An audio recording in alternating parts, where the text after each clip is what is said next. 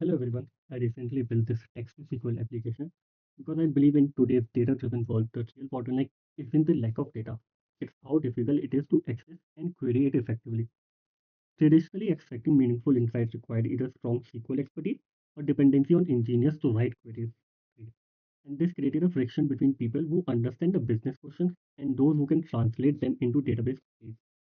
Now, this application was built to remove that gap. Instead of writing SQL, user can express their questions in plain English, and the system automatically convert these inputs into safe, structured, and SQL queries that can be executed directly against the database. Okay, what sets this application apart from most existing solutions is that it doesn't treat AI-generated SQL as a black box. Every query passes through multiple safety and accuracy layers, including structural validation using SQL glot, an additional validator agent, and clear intent enforcement. Users also retain full visibility and control. They can review and modify the generated SQL. And when column descriptions are provided, the system leverages that column level context to generate more accurate and meaningful queries. Okay. And this is the front page of the application. And we have two options right now. One is Excellence CSV upload section, and another is PostgreSQL. Right now, I have only PostgreSQL, but later on, I will add all the other database as well. For example, MySQL or SQL Server. Now, for PostgreSQL, it's simple, and we will discuss this in more in detail. But I wanted to give a small overview of how Excel CSV works. You upload an Excel CSV document, and let me just open this.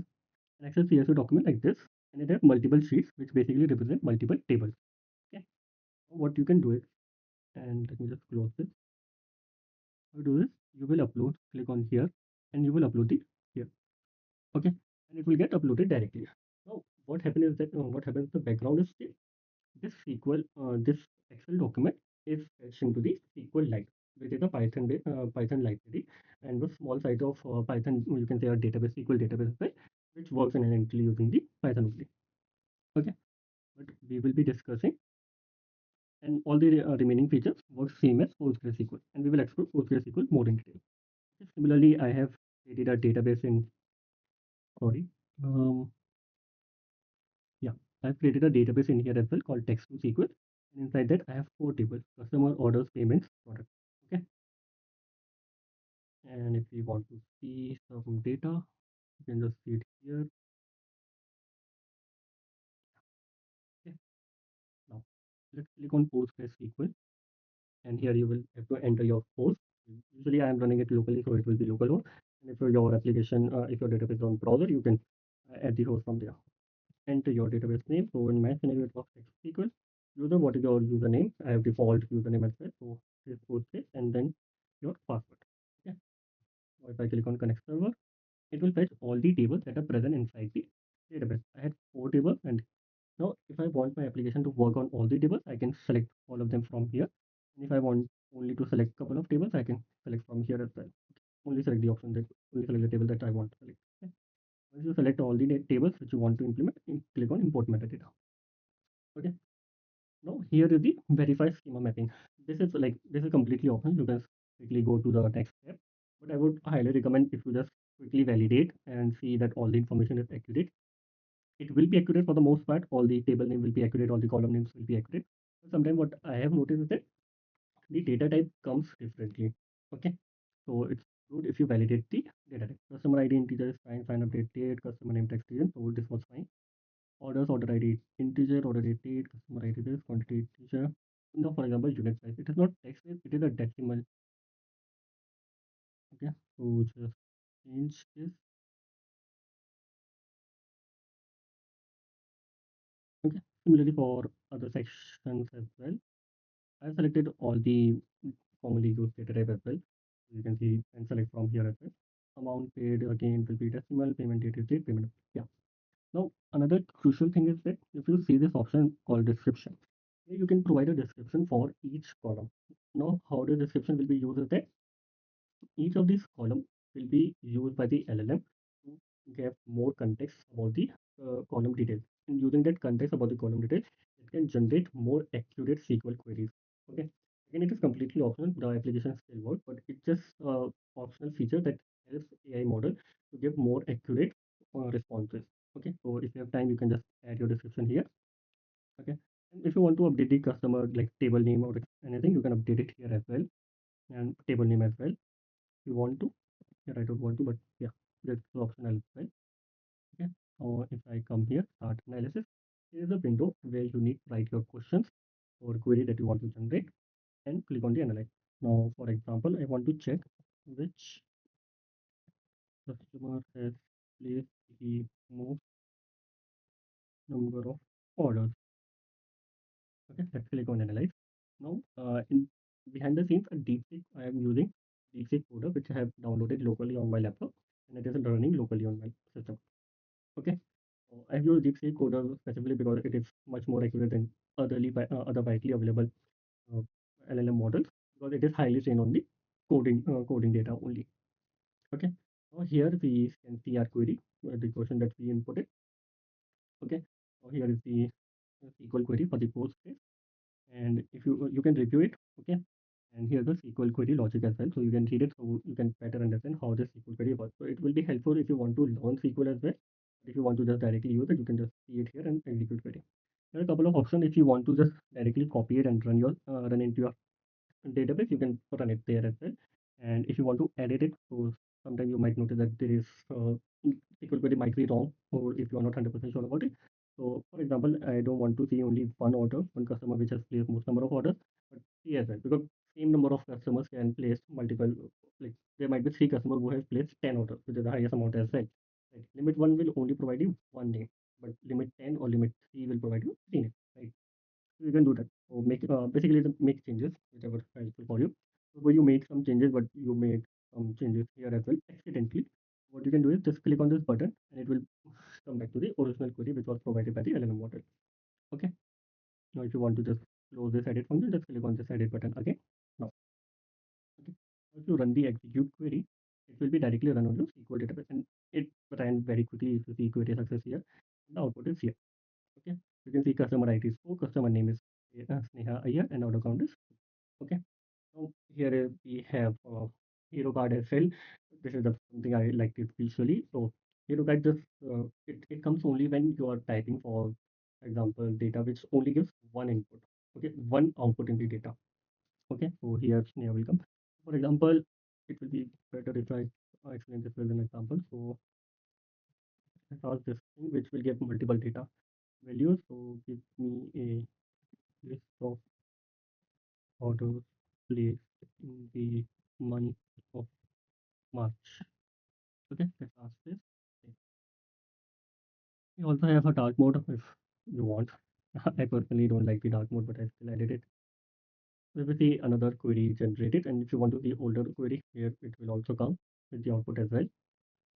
Okay, and again the SQL query explanation. If I run this execute query, you will see we this time we don't have a hero card because there are multiple entities here. There is no one hero in here, multiple data. And it is highly, this SQL query is highly accurate as well. And I show you from here. Yeah. So this is my order table. I have run it from here. And if you see in the month of March, there are only two orders that have been placed. Okay, that is 1005 and 1006, 1005 and 1006. That SQL query was also accurate as well. Okay. Now, how this SQL query exactly works in the background, let me just explain it. If you just come here, you will see multiple options, that is execution flow, technical diagram, and context. Execution flow is basically like much more text level information. So if you are a student who want to learn about this application, or somebody just want to review and want to learn more about this application, you can directly reach out to me, and or there is this context here as well, and I will provide all the details on my GitHub, all the codes as well. You can directly take it from there as well. I don't have any problem with that. Okay. Now, just one thing which I wanted to highlight in here is that when I was building this application, I was building it by thinking from a business standpoint. Okay. So from a business standpoint, it is very important to understand that we only enforce safety and constraints as well. Okay. We don't want to lose all the data of the company, like, because the LLM has generated a query which just says drop the table, drop the database, right? So what I've enforced is a read-only enforcement. What it does is basically the sometimes what happens is that AI prompt explicitly forbids the generation of insert, update, delete details statement. Okay. Now, backend middleware validates the incoming SQL query through regex pattern to reject any data modifying operation. And for this purpose, what I've used is SQL glog. Okay. More about it in the next section, and I will explain you how exactly I have implemented this. in the technical diagram. I will come to that. Okay. Let's see the technical diagram, which is much more simple and much more easier to understand as well. Okay. Here, the first layer is input layer, which is the natural language query. Okay. Here you will provide a user context, like whatever the question or query you have. Okay. And a schema metadata, which will be already fetched from the while connecting to the database. Okay. Now, second stage is intent synthesis, for which we are using DeepSeek, and it use the your SQL query context and the schema mapping to predict the to generate the SQL query. Okay. Now I'm using SQL glot engine for query transpilation and AST parsing. Okay.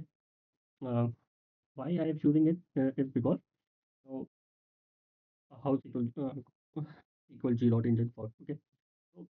So, for example, prompt with instructions such as only generate SQL select query. Okay, are not fully reliable when working with LLM. Okay, the model still generates unintended write operation. Okay, to resolve this issue, I have used SQL glot, which exposes the query structure through its ASP.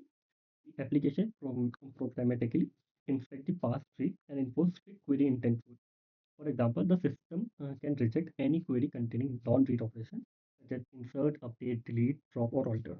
Okay, what is the outcome of implementing this is that this provides a robust structure-aware safeguard against unintended or unsafe query execution, which is significantly more reliable than simple keyword-based filtering on the AI agent form.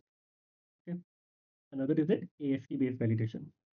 SQL can also be used for this purpose. And what is exactly is this? That LLM often generate a SQL query in a single line. Okay, I noticed that, and it was very ugly to read as well. Okay, which can be difficult to read and debug. Okay, now SQL Gilot convert this raw SQL into a structured ASC representation. The intermediate structure makes the query far easier to understand programmatically and allows the system to work with the SQL as a well-defined tree rather than an unstructured text. Okay, now uh, what I've written here as well, but these points were more related towards the uh, read-only restriction that I have implemented and which I was discussing in the previous stage. What the query transpilation is that this application will be connected to multiple databases, right? Now, different databases support different SQL dialects and syntax for functions, limit, data arithmetic, and even joins can vary across engines like PostgreSQL, MySQL, SQLite, BigQuery, or Snowflake. LLM, what happens is that LLM often generates SQLs in a different or a mixed dialect, okay, which may not be compatible with the actual database being queried. Because SQL, your LLM model only gets the question and only gets the your schema of the database. Okay. Again, even if you provide the LLM of database name to the LLM model, it can again generate some mixed dialect of queries. Okay. So for this purpose, we have directly used SQL Glot. Okay. Now, how does SQL Glot works is that it passes the generated SQL into an intermediate abstract syntax tree and then transpile it into the target database file. This allows the application to convert syntactically correct SQL from one dialect into another before execution, making the system largely database agnostic at a syntax level. Okay, the outcome, the same logical query can be safely executed across multiple database engines without requiring the LLM to be dialect of code. Okay. I've seen a lot of applications does not have this thing, so that's why the application does not work. Like all these other text to SQL application does not work directly. Right. Now, all this is sent to the database tunnel, which again perform the secure read-only access and provide the SQL query. Okay. Now, in the final output, as we saw, we receive the optimized SQL query where we can run it executed and copy it directly as well in a logical breakdown, which was in the right side, and the data result as well. Okay. In here again, like SQL architecture to provide you much more information about how the application works and what are the technology I have used. So all this front end is from the React. I'm using the fast API to connect with the backend and DeepSeek model to generating the SQL queries. SQLite was also used for Excel-based document, and I have explained a lot about SQL G already. So again, if you have any technical questions from my side, you can feel free to reach out to me. I will provide everything on my GitHub and I will provide the link as well. So again, feel free to contact me on my email. Here is my contact information. Here's my email. This is my GitHub. This is my portfolio link and LinkedIn link, and this is my mobile number. Let's build something amazing